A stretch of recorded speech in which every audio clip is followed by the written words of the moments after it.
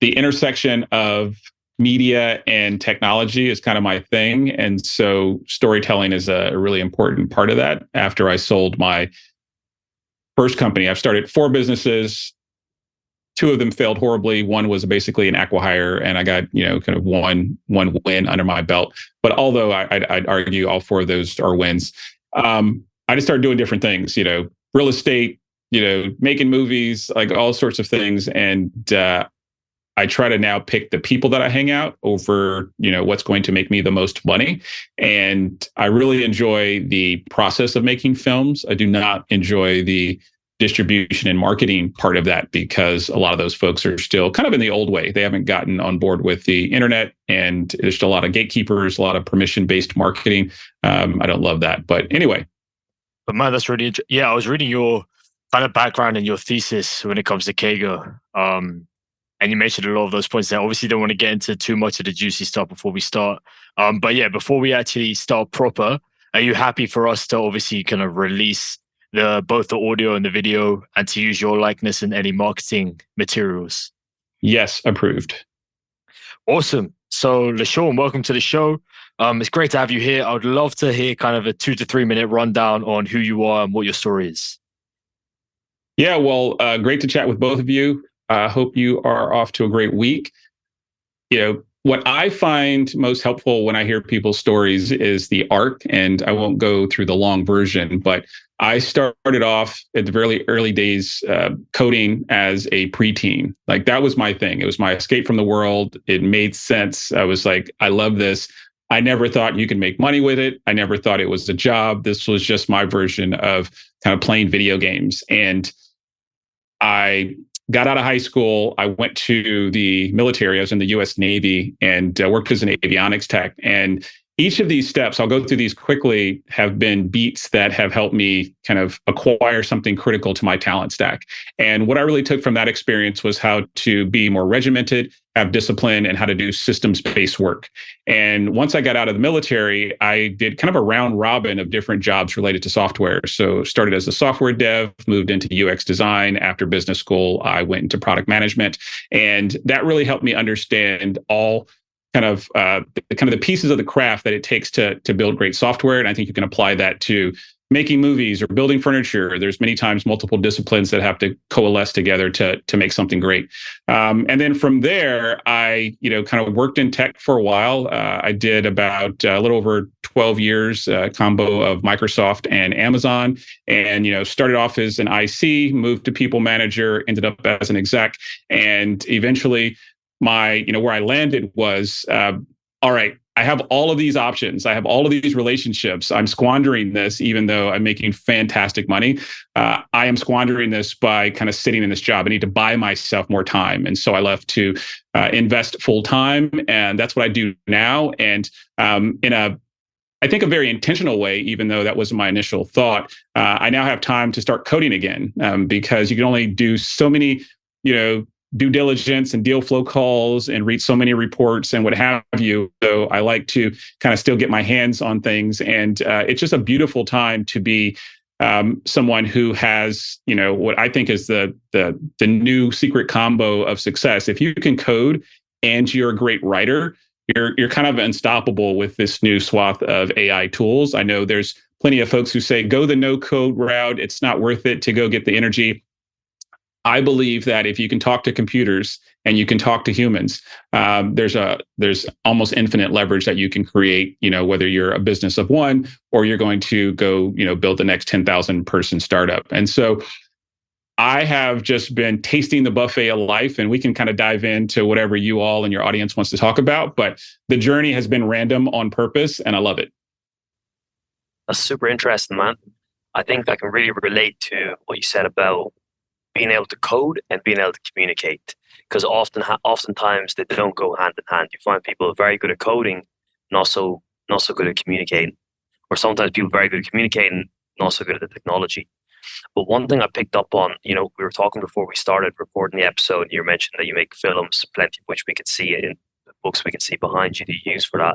And then you were in the military, and you pointed out that in both of those environments, you sort of picked out skills that were applicable there, and thought, hey, how can I apply how can I apply this to the rest of my life? Like you talk about discipline in the military, and then you talk about creativity and telling a story in filmmaking, that you apply the software. So is that something that you're kind of always on the hunt doing? Like whenever you're doing something new or something abstract or something that's completely unrelated maybe to what you do for work, and thinking, hey, how can I actually use this elsewhere? Yeah. So yeah, two reactions to that.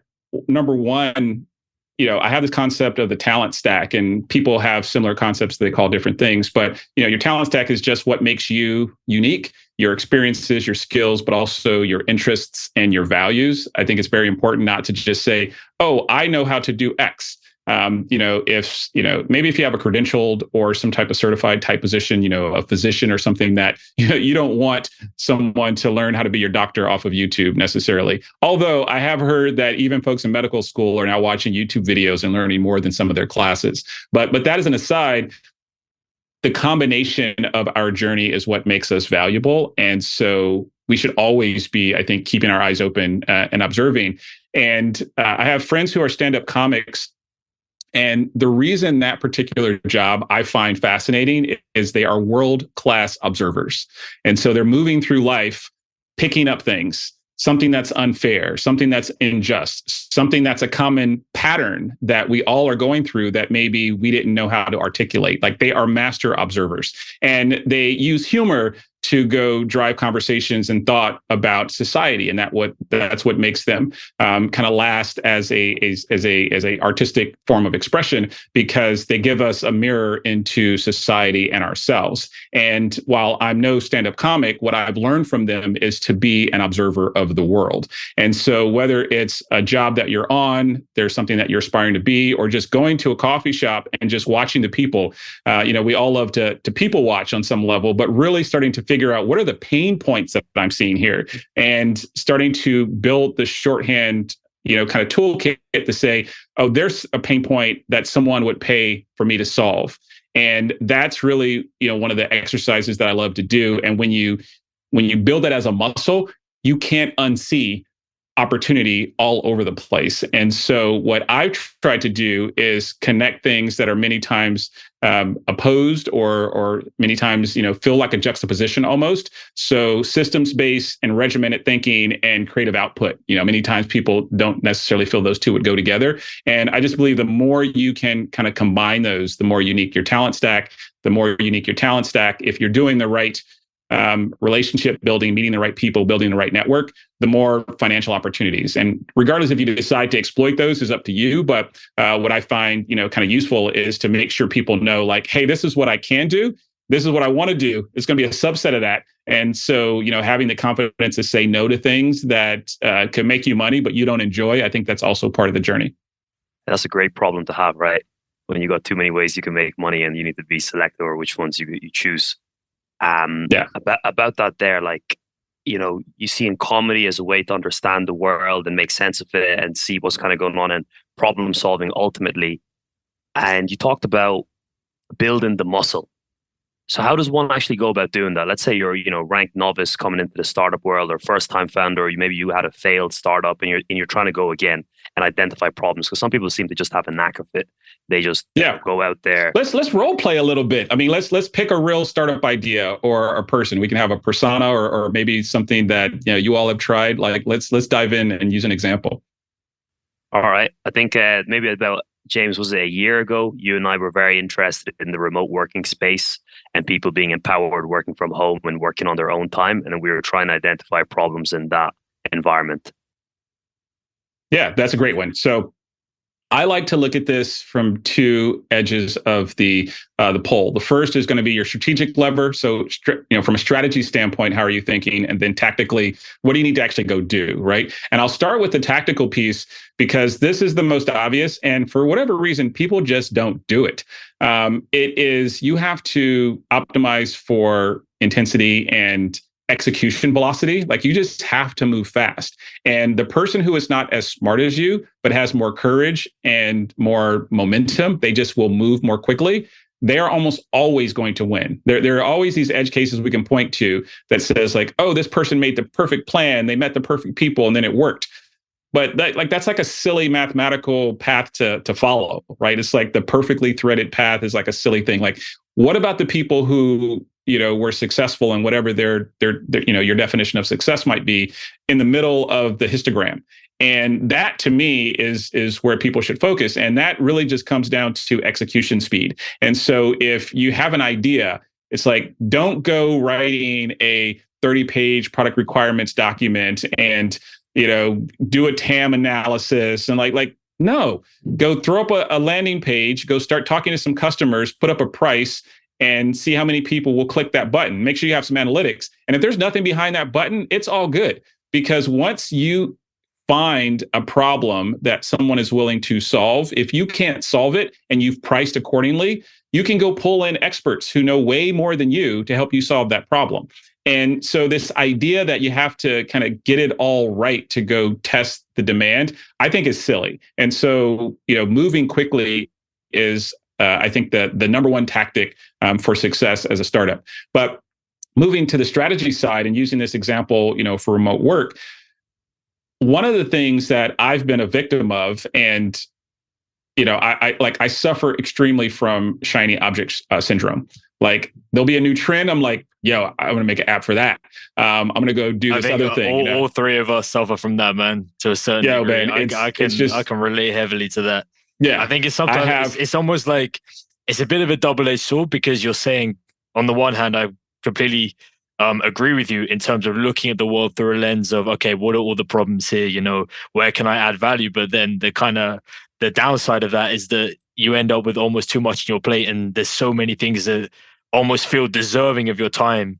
And it's, how do I kind of whittle this down to something that I think, a lot of people face that exact problem. How can I focus on that one thing that's going to get me far, as opposed to having 5 or 6 different things that I'm trying to juggle simultaneously? And I'm sure you would agree that tactic wouldn't get you as far. But I'd like you to comment on that, but also kind of tie it back to what you just said, because make a really interesting point, one that we've heard many times, about creating a landing page and testing demand before you actually build something out.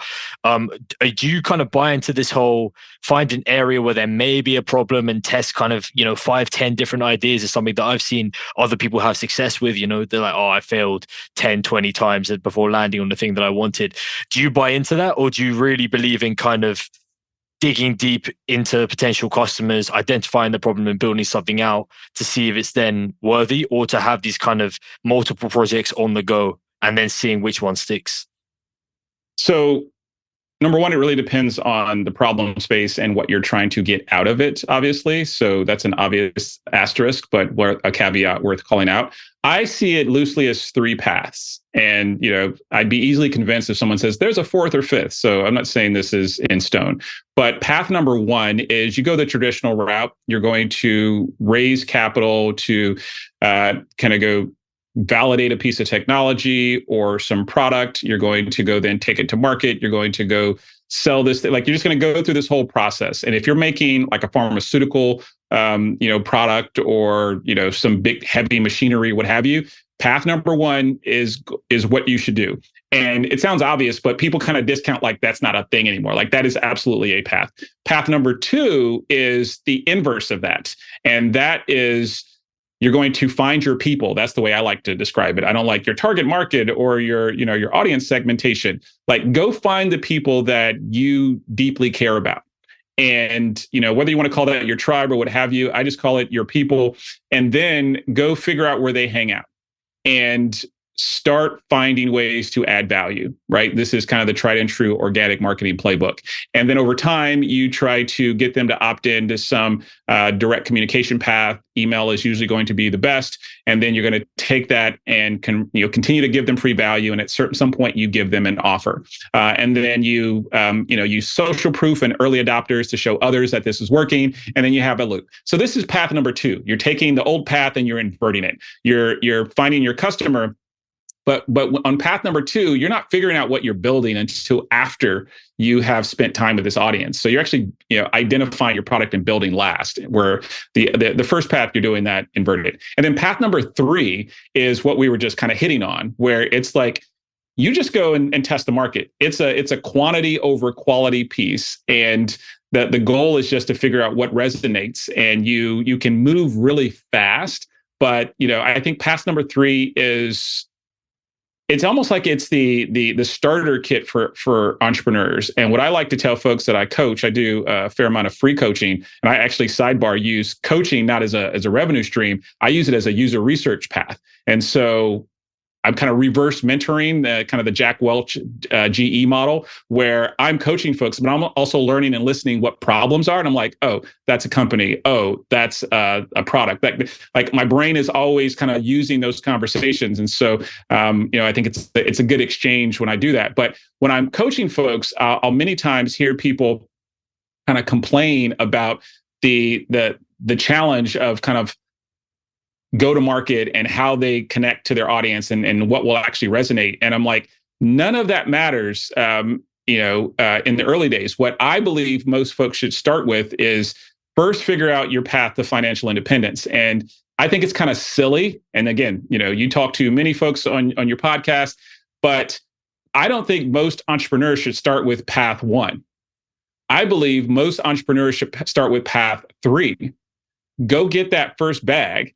And the amount of psychological safety and just calm that you feel when money has been solved, you just chase more interesting problems. And if you're coming from a place of scarcity where you need to move fast to survive, path number 1 and number 2 are going to be very dangerous places to play. And so what that number is going to be different for most folks. But here in the States, the napkin math that I use is, don't try to do funky tax complications. Just assume a number, split it in half, and that's kind of your base. And so for many folks, that first 5 million is the number that matters, because after taxes and other things, if you can get an exit of 2.5 million, or you have liquid cash post-tax, you now have enough freedom to do all sorts of businesses. And it makes what I think is the most interesting business, path number 2, the most compelling, because that is the most durable. Path number 3, these are businesses that are not built to last. That's a great business book that, from decades ago that's been around, where it's like, build these durable companies that can last 100 years. Path number 3 is not that. Path number 3 is, there's this new Chat GPT thing. We're going to apply it and sprinkle it on top of this existing problem. And we're going to go create, $5 to $10 million of value in 18 to 24 months. Like, it's not a get rich quick, but it is a business where you're extracting, you're taking advantage of an arbitrage opportunity. And, I'm not saying that that's a predictable path. Everybody should do that. But I believe until you have your first kind of tranche or milestone of financial independence, it's really tricky to stay the course on path number 2, which I think is the most interesting.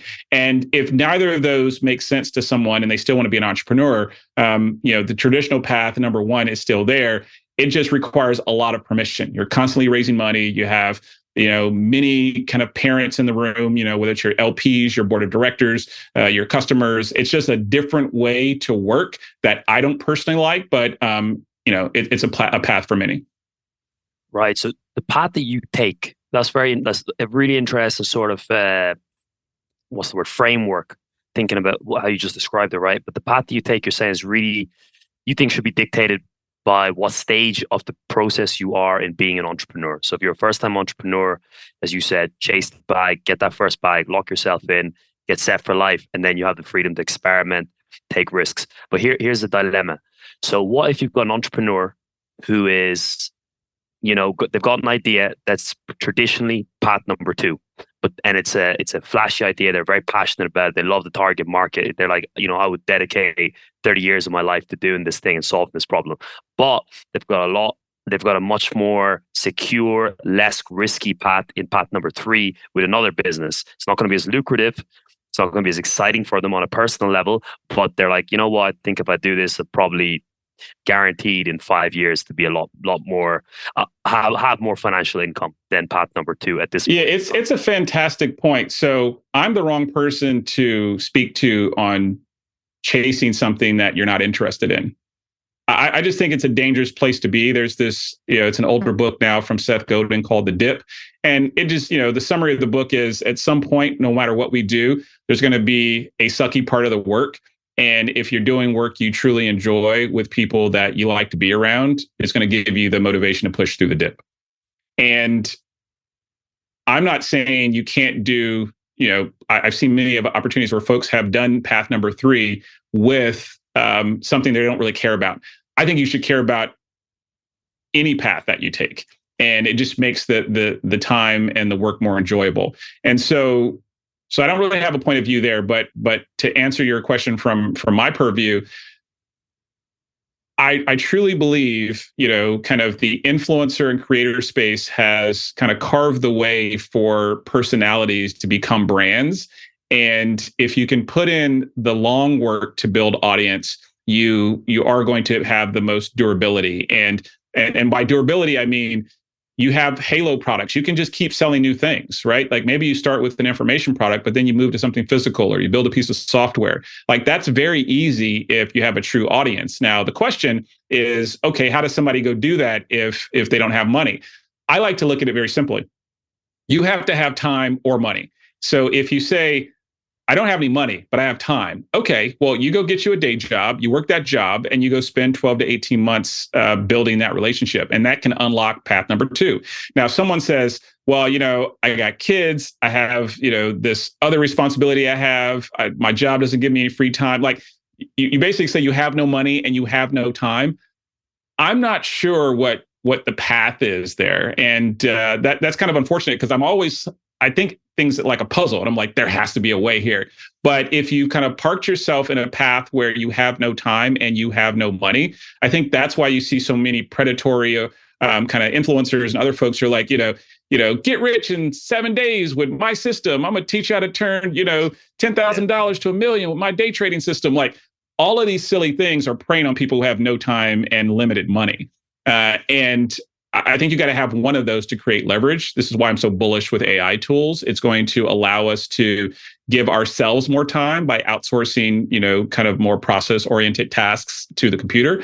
But regardless, I think you need one of those. And, getting a day job and parallel tracking your audience building is, I think, a very predictable way to chase path 2.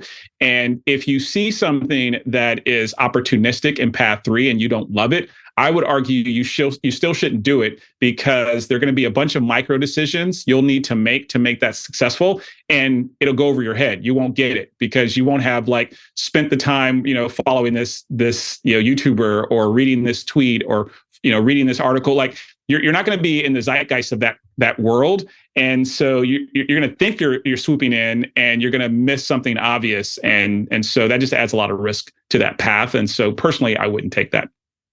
Absolutely. I think that's great advice. Really have your heart set on something that you're doing, and then, you can immerse yourself into the environment as a whole, and it's going to yield a lot more. But I want to touch on what you were talking about there about, being very bullish on AI and automation, because just like James, I also read the thought piece that you have on the Kaggle.com.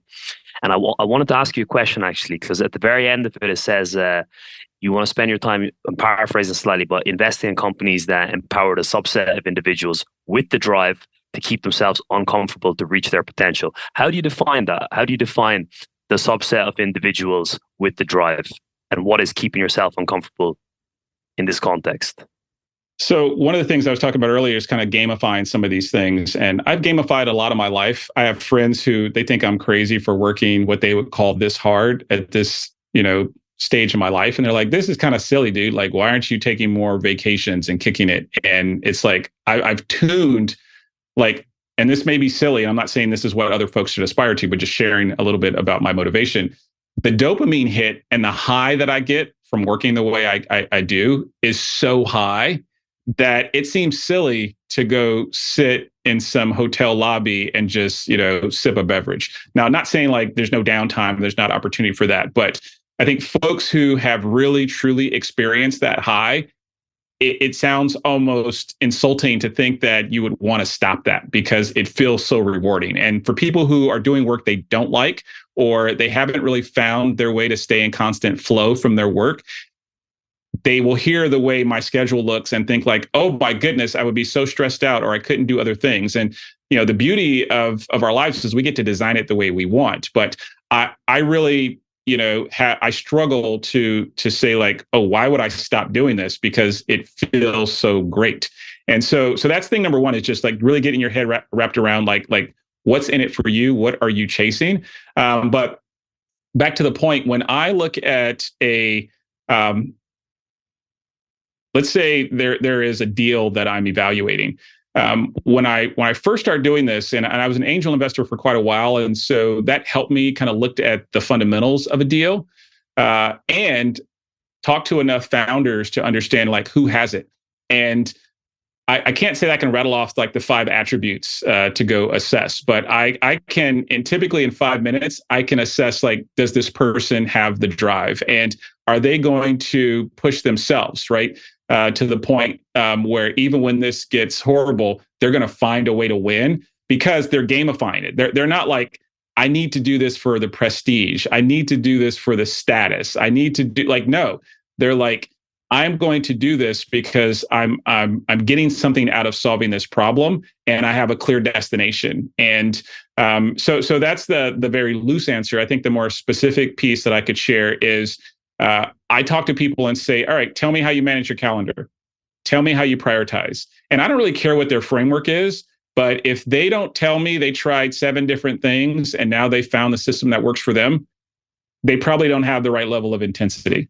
Because it's not about like, you need to go put everything in your Notion system, and you need like there's all sorts of ways that we work differently. So it's not like there is the one way, Mandalorian style. Like there are all sorts of ways that you can go and tackle your own intensity and intentionality. And I keep using those words, intentionality, intensity, not productivity, because it's about spending your minutes and your time properly. It's not like, how can I work the hardest over the next 10-hour block?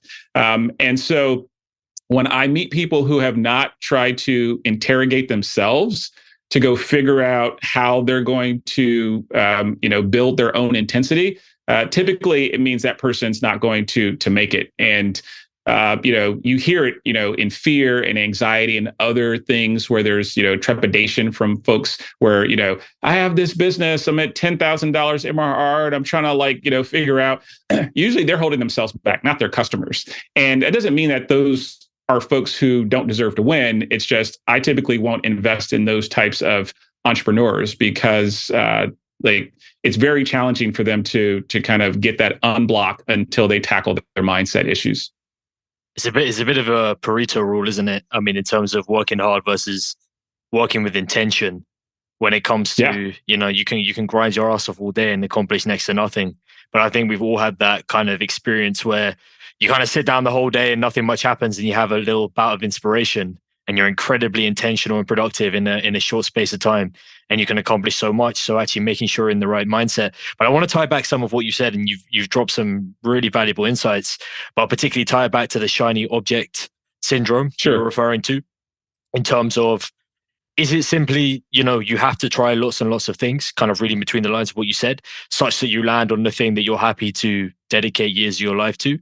And that's how you avoid shiny object syndrome. Because, I think for most people, once they find that kind of calling or that true meaning or a business that they're really passionate about, then they will stop being distracted by all of the other opportunities that present themselves on a daily basis. Do you believe it's as simple as that, or are there other elements to it? So the idea of overchoice is something that I've spent a fair amount of time productizing. When I worked at Amazon, we were helping folks make higher confidence decisions on purchases. And that's a small thing, right? Purchasing something for yourself. But invariably what happens is, we're moving through life, making a bunch of micro decisions that compound to our big decisions, right? It's rare that it's like, it's Sunday, I'm making the decision that's going to, impact the next 30 years of my life. Like, no, we're just making micro decisions throughout the day. Do I scroll one more time on TikTok? Do I send this text? Do I take this nap? Do I go out for these drinks? All these things are related to each other. And I'll come back to how I try to dance with those types of decisions. But where I see, I think the most upside for folks is to, number one, don't think you're going to find your calling. Like, you have to create your calling. It's all made. It's not like, if I just keep hunting, I'm going to walk into this room and this is the one, right? And I heard a great kind of business framework that if you look at most successful businesses, there is a visionary and there's an operator, right? So you have both sides of the chain, and even in many large corporations, you'll see that dynamic. Maybe the CEO is the visionary, the CFO is the operator, or the COO, something like that. But if you are a business of one, or you're a small startup, somebody has to be on the hook for execution. Somebody has to be on the hook for the dream. And sometimes everybody wants to do both, or everybody wants to dream and nobody wants to do the execution. But you got to have both. And what I find many entrepreneurs who have a lot of options, and that's what leads to overchoice, is it's almost like gamophobia or some of these things. That's like the concept of someone who has a romantic commitment phobia, right? Like they don't want to commit because they either think this person might do me wrong in the future, or somebody better will come along. Like there's all these things that are just kind of psychological kind of decisions. And when you find yourself struggling with shiny object syndrome, I think the biggest piece is to figure out, can you find an idea where you would be comfortable no longer being the visionary and only being the operations kind of execution person, and still be happy in that? And it doesn't mean you have to become the operator, that COO. But if you can't visualize yourself in that role and understand how you would fall into that lane, you may be picking the wrong thing, because invariably there's just yucky parts to every business. And at some point, I struggle with this. When it gets repetitive, I get bored, and I'm like, all right, I've done this weekly business review for 6 months. I don't want to sit in on any of these meetings. I don't want to do this QBR. Like I don't want to do any of these things that are requisite for your business to not only survive, but to start compounding. And if you can't see yourself as an operator, I find that as a clear signal that you may be working on something that you may struggle to stick to. And then finally, again, kind of gamifying it. If you can commit to tours of duty, I've heard some advice that I found useful. If you have an idea, just pick an arbitrary initial time window, 30 days, 60 days, and you tell yourself, and this is just a discipline thing, I'm not allowed to do anything else for the next 60 days. This is it. I don't care what I read on TechCrunch or the news, like, oh, new AI API does such and such. I'm like, that's a business. You hyper focus on that for 60 days, and then you give yourself permission to reevaluate. And then as those terms of maturity show up, you keep extending the commitment level. And that may be a way for folks to compound their way to the 10, 15-year commitment. It's tricky because if you're going the venture-backed startup route, you're committing to 5 to 10 years of your life, right? To see that thing through, and you're taking there's a fiscal responsibility for the money you're taking from, VCs and their LPs. And so you want to be a good steward of that cash. And so if you want to change your mind often, which you probably shouldn't, the bootstrap path is probably going to be more enjoyable because there's no one holding your foot to the fire. But I just find if you do that simple check, am I going to be dissatisfied with my day, my week, my month if I had to move to the operator role? You may be picking the wrong thing. I think the other argument would be, is it just a personality thing? And I don't know if some people are just more built for doing a 0 to 1 as opposed to a 1 to scale. But you kind of answered it at the end there by saying it should be, if you find out that is you, then maybe you should stick to the bootstrap route and have multiple products that you can roll out.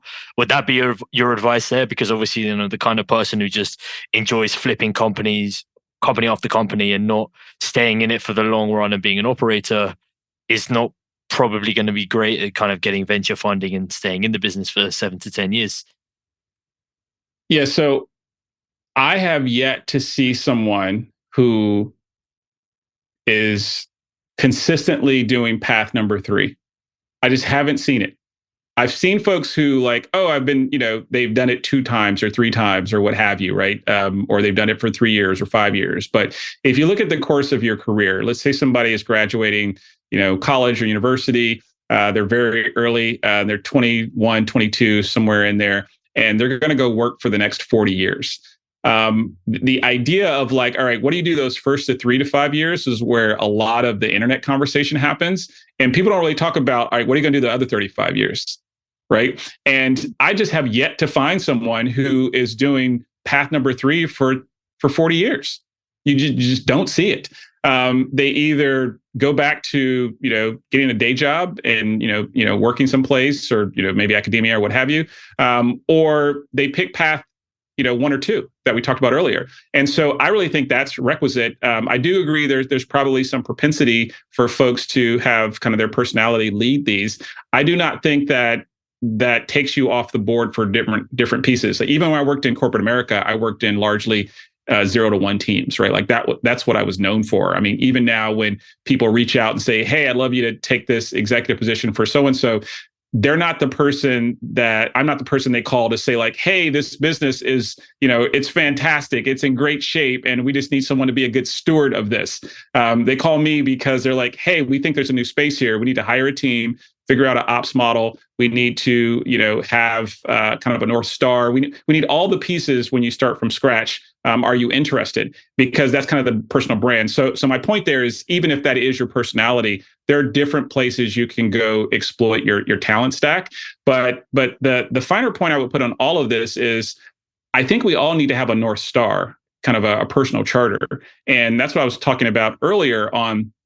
When you're making all these micro decisions, if you don't have clarity on kind of the rule set that helps you make decisions, you're just going to find yourself getting swept away by the inertia of you being good at something, the world rewarding you for that. And then you're like, "Oh crap, how did I spend 18 months over here doing this thing that I don't really want to do?" And so mine is very simple. It's 6 words, 3 sentences. Know thyself, make things, stay free. Like that's very simple for me. And so I have to know who I am.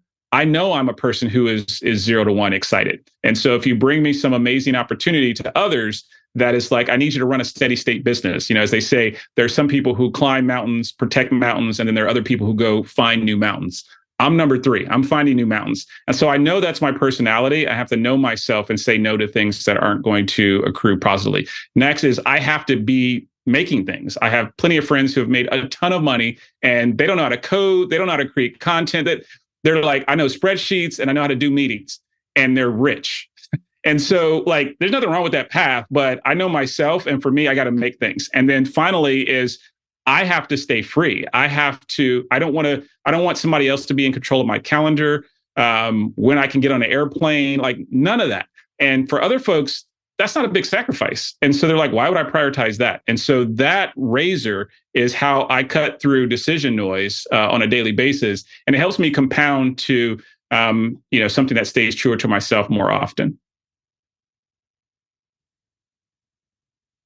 Yeah, that's awesome, man. I think some fantastic insight in there as well. I want to talk, maybe take it back to kind of your views on automation. I understand this is like a very big part of your thesis and tying it in with the creator economy. How do you see kind of, generative AI? I was just on, Photoshop the other day and just saw the crazy things you can do now. Oh, it's bananas. I saw that demo. Yeah, man. With the deer and all of this stuff, and just editing and adding in stuff at whim. And obviously kind of, if you project a few years out, 80% of the workforce is going to go graphic designers, a lot of white collar jobs. There's even that guy in Japan, who's basically replaced M&A bankers now. All of this stuff's getting automated away.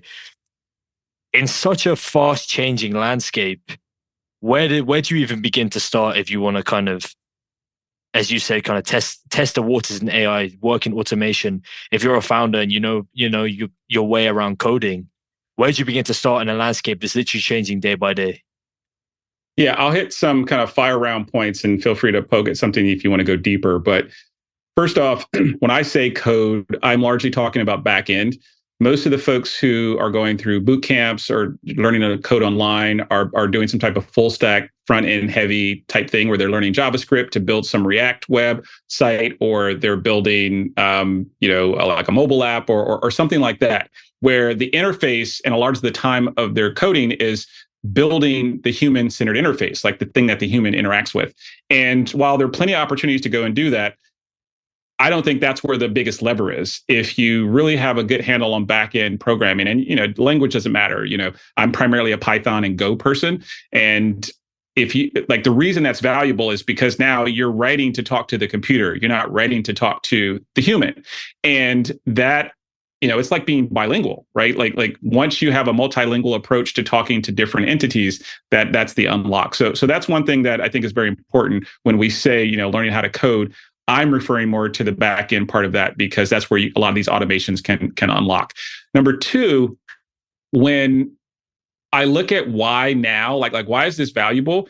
There is back in the day, I think this was in the 50s, 60s, where this got popularized, where big manufacturers in the UK and Germany and the US, Japan, folks start doing these timed process engineering consultant engagements. And what that would mean is they would say, like, all right, we got to like make these bottles of Coke, or we got to make this bottle of lotion, and we need to figure out how efficient we can get it. And there's a whole domain and practice around business process optimization that kind of got lost in the 80s and 90s because people weren't caring about manufacturing those types of things.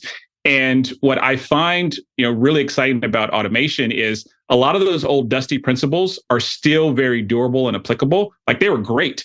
And now, as you start thinking about automation, you can go take some of those frameworks and kind of distill them down in a more simple format and apply them to process thinking. And so I'm not thinking about AI as like, oh, now this thing can reason over all these pieces. It's like, no, if I have a business, I like to say start a business with one product, one process, and I have clarity on the process, and that's including my demand gen and marketing all the way to delivery and support.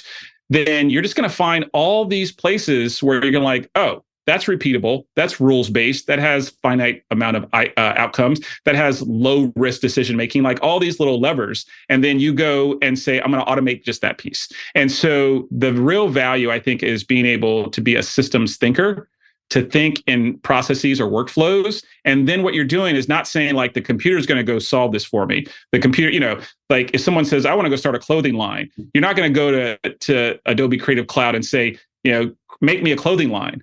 But you might go in to say, I'm going to go take some really interesting pictures. And I have an idea to go put, purple giraffes in random, farmers markets across the world. I'm going to take these photos, and then I'm going to go, take the little Adobe Photoshop Firefly tool, and I'm going to put a purple giraffe there. And then you're going to test things. You're like, oh, I need to now go figure out who this resonates with. And you're going to use some other tool. And the more you can take all of these ideas and look at them as your own customized personal process, I think that's the unlock. So that's number two. And then finally, when you start to dive into these tools, I think quickly what we find is this idea that the old way, where you had to assemble a number of humans together to go and make something, and they had to be full-time employees or long-term contractors, I think people are almost threatened more about the potential destruction of the organizational design, right? So if you say, hey, this video game studio or this software company or this magazine, the whole organization is going to be redistributed or deconstructed. I say good riddance. Like, who cares about that company? Like, those business owners have to go fight to survive. But the individuals who work in those companies, I think the thing where I find solace is that it's likely going to end up more like a film set, where when you make a film, you are effectively standing up a company one time with a bunch of known entities that you have social proof and relationships with to know that, all right, this person will deliver on this role, this person is reliable, and you go assemble, you tackle a problem, and then you disperse. And a year later, you might come together again and go make another film. And I just believe that,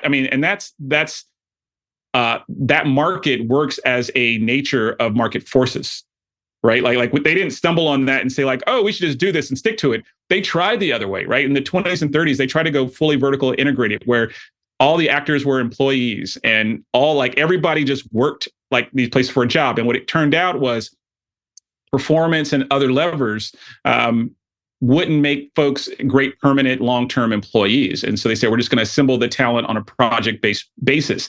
And so Ronald Coase is a great economist who's done a lot of thinking about internal and external cost of a business. And I believe what's happening right now with automation and AI is that it's forcing it's making the external costs drop. And external costs are it used to be that it's cheaper for me to hire this person than to contract it out. And so my internal costs are lower than the external cost to hire it out. And AI is making those numbers drop. And so as a result, we're going to have, I think, much smaller companies And people may look at that and say, well, now I don't have job stability. Now I'm uncomfortable because, I don't have this anxiety that I have from like not knowing when my next check is going to come. I do think we'll have a window of time where folks will feel that way. But over time, that graphic designer is going to realize their life is going to be way better if they go into this kind of project-based model where they are leveraging these AI tools to show up to a project, create value, and then go have a 2-month vacation with their family or however they want to spend their time. And so the transition period will be yucky and will be uncomfortable. But the real unlock here is the businesses and these organizations are going to get blown up. And who cares about them?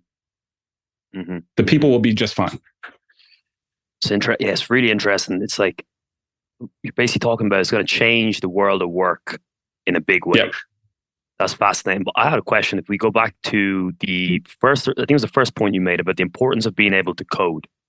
And essentially it makes you bilingual, right? And you can start identifying opportunities that you can automate. I think you referred to like RPA and other corporate processes that go on that are ripe for automation. So let's take it from the perspective of a coder. So I know to code Python as well. And so let's say you can code, you've developed your skill sets, you know how to use the toolkits. How does one then go about identifying these opportunities? What's the best, most efficient way to essentially getting as much exposure as possible to as many different problems as possible? Does that look like, going on LinkedIn, speaking to people from all different industries over 15-minute calls and kind of getting a feel for what's going on? Does that mean taking jobs in different industries on 6-month stints and getting exposure via that way? Or how does one actually go about doing that and getting deep insight into problems that exist? Yeah, those are all great, I think, tactics. We may approach these types of opportunities with different time horizons. And so, for me, I'll give you my story. I started at an agency as a web developer. And it's very interesting because I was very junior. Obviously, it was my first programming job after I got out of the military. And while, I was adding value, the real value for me is like every, 2 to 3 months, we're working on another project. And the reps were the value. It didn't matter if the project was good or not. It was the reps. I learned how to work. I learned how to learn. I learned a bunch of things. And so I think however people learn, like some folks need the experiential piece. Some people can read a book and get something similar out of it. You need the reps. And so figuring out how you can get as many reps as possible is very, very helpful. Very tactically, there are all sorts of ways to, go to a freelance or fractional, marketplace, TopTool or Upwork or something like that, and just do some jobs. And don't think of it as like you're going to start a new agency or business. Look at it like somebody's going to pay me to go to school. Right. So that's how I look at that part of it. And then on the flip side, once you do enough living, like this is back to the comedian callback, where if you are observing the world, you can't help but start to find these things, and you won't be able to stop yourself. Like you will see opportunities all over. And then you having your own unique constitution on whether you want to chase it or not is the helpful part, right? So I have a pretty good handle on computer vision, and I see all sorts of problems all the time where it's like, oh, write a little model that could go stop all of the spoiled produce in this grocery store. And then I just think about all of the onboarding and the sales process, and I end up like, I just don't care about the manager at the grocery store, right? And it's not like I don't care about them as a human, but I'm saying if this is going to be a business that I start, I need to love my customer, and I don't love that persona as a customer. And so I think figuring out, how you turn on your observation muscle, but then you also like quickly triage out the things that like don't make sense because you don't care about that customer, and then finding like really fast ways to iterate and loop. I think the combination of those are kind of the magic. And tying it back to the AI piece specifically, things are moving so quickly that you can reach out to folks on LinkedIn, on Twitter, or what have you. I have an assistant who all she does is I each week I say, here are some things that are top of mind for me.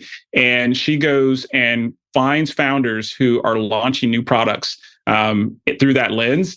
and she sends me their Twitter. If she can find their email, she sends me their email. I just have a spreadsheet, and I just send them a DM. It's like, hey, this thing looked interesting. What's the plans? Or like, I'm not trying to set up an hour-long call. I send a lot of these, but the volume is every once in a while I meet an interesting person, and it will lead to the call. It will lead to a broader, it's kind of like a funnel. And then, there are folks who I've now had multi-year relationships with from just randomly reaching out.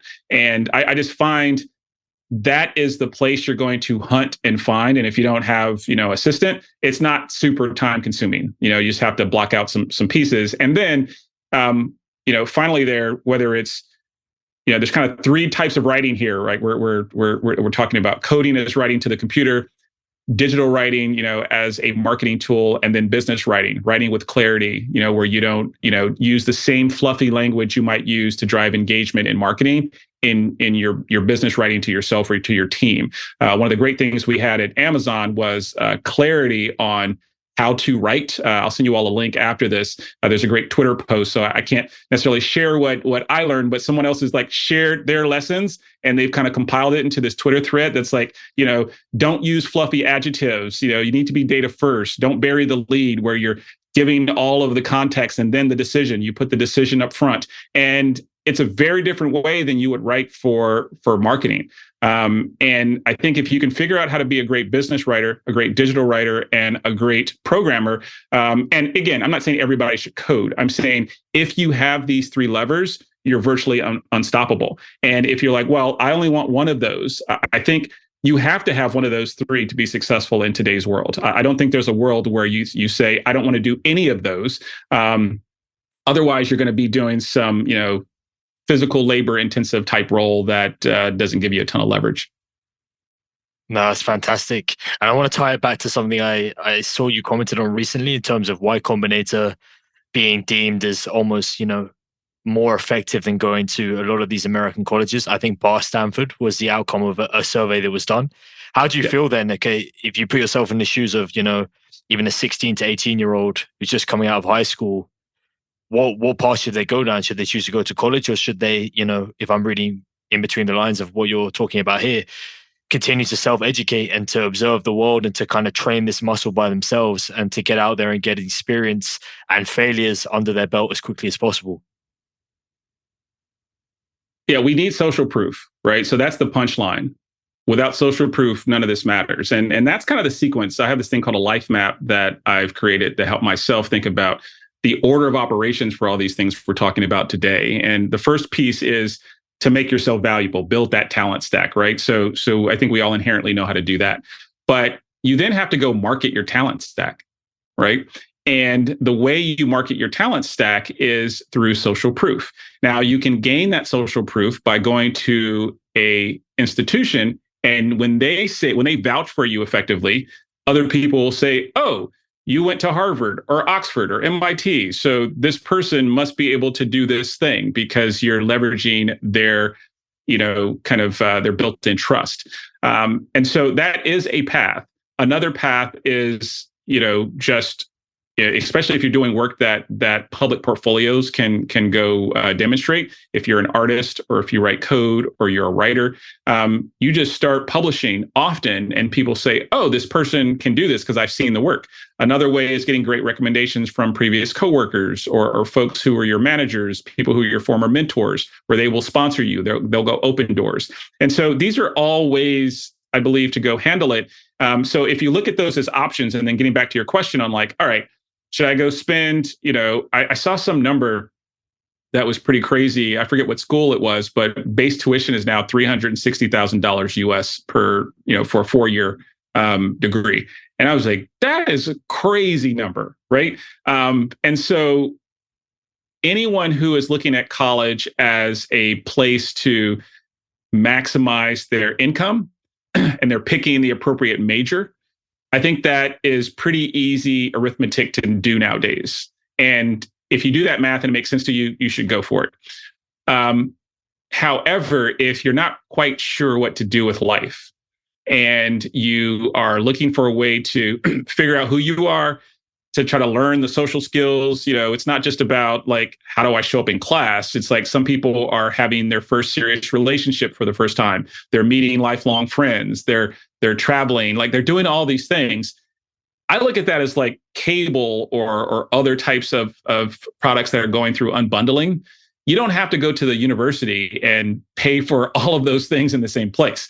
A plane ticket to a great country where there's a bunch of nomads, and a cohort-based course where you can meet like-minded people. Like all of these things, maybe a course costs $1,000. You're like, oh my goodness, this is not that much different than a YouTube video. Then that same person will pay $50,000 tuition for something that arguably could have less value, right? And so to me, the math is, do you, number one, want to build an a la carte system designed just for you because you know yourself? Or do you want to take the easy button and then buy the bundle and know that the bundle is likely, kind of overpriced, and you're exchanging that for convenience, right? Because you don't want to go figure out how to go pull all these things in together. And then, pairing that with, you have to know yourself. If you are like, I don't have the self-discipline and motivation to go do a self-paced course, or even stick to a cohort-based course, or to go travel and make the most of it. I need kind of, I need to hire a personal trainer for education. Then I think college can be a good fit. But I would tell that type of person, if that's what you need to do to start, okay. But don't let that be your excuse moving through your career, because that's a very expensive way to move through life. Yeah, that's a very good way of putting it. I really resonate with your sort of framework-based and very highly logically rigorous way of thinking about things, man. It makes a ton of sense. Yeah, for sure. And hopefully, you know what I love? I'll just interject. I love talking to people who have the 180-degree opposite view that I have, because it challenges my brain. Because some of these things can be process-oriented, and then other pieces, we're just humans. And part of the magic here is to figure out, where do you hold the line, and you're very rigid, versus give yourself permission, because it's an unnatural thing. Like, you can, how do you get the best shape of your life? You eat right and you exercise. But if you have some obscure diet that you can't sustain, some workout routine that you won't be able to stick to, it's not the way to live long term, right? And so all of these things can be tempered with, kind of the right lens of humanity to give ourselves the right permission to move. But I kind of see that duality in you as well, man, in terms of what you spoke about. I know you started out by mentioning, your military background and how you like to approach things, but kind of a lot of stuff you said seemed to be at least a bit less structured, in terms of, I think, in particular, looking at the world through the lens of constant observation. To me, that doesn't seem like something that's particularly structured. That's something that is very opportunistic, and, a lot of it will be quite spontaneous. So I see both of those sides in you. And I guess what you're saying is trying to reconcile the two and kind of tap into both sides at the right time is exactly what's going to help you chase success. Yeah, that saying, we create our own luck when we are prepared. Part of this is knowing yourself well enough, knowing when to strike, but also, just keep observing the world. I like to say my mission, some people, they want to invest in a career where they look back and the longevity and the accolades and other things that they've gotten, the accomplishments are the high watermark. And I don't knock that. Like, I don't think like that's a bad way. Like, if that's your way, commit to that way. For me, I am all about tasting the buffet of life. Like, that is my thing. And I want to go have as many experiences professionally and personally as possible. And I'm willing to throw away, social capital. I'm willing to get rid of status in, industry A to go taste the buffet in industry B. And because I know myself, I have to force myself to keep observing to go find the next thing. And when I look at my culmination, my goal is to say, wow, they had some amazing food at that restaurant and I tasted everything. And I just like to remind people that is not going to be the path for most, but it is an option. And if you think about yourself, you should ask yourself, is that a path I want to consider, or is that off limits? And if so, keep it pushing. Thanks, man. I think that's excellent advice to end on. I just want to say, if you want to do any shout outs or, talk about yourself for a bit, any promotion, just fire away before we wrap up. Yeah, well, I appreciate hanging out with you guys, talking about this. Keep pushing and growing yourself. And like I said, I do free coaching. So if someone wants like some long coaching package, I can't help you. But if you're down for a 25-minute session once or twice to kind of spark some ideas and figure out where you want to go next, you can reach out to me on Twitter. I'm at LaSean, LASEAN on Twitter. And if anyone has deals for small companies under 10 million US that they're looking to sell, you can reach out on my website. That is Cagr.com, CAGR.com. Awesome. And maybe when we speak to you next, and next time we have you on, we can talk more about your thesis around that, because that's really interesting. We didn't quite get to dig into that. But I'm sure, a lot of people would also be interested into how you're going to turn yourself into a centimillionaire by your own words. There we go. Thanks so much, man. Take care of yourself. Great to hang out, man. Take care. Thanks, Peace. man. Take care.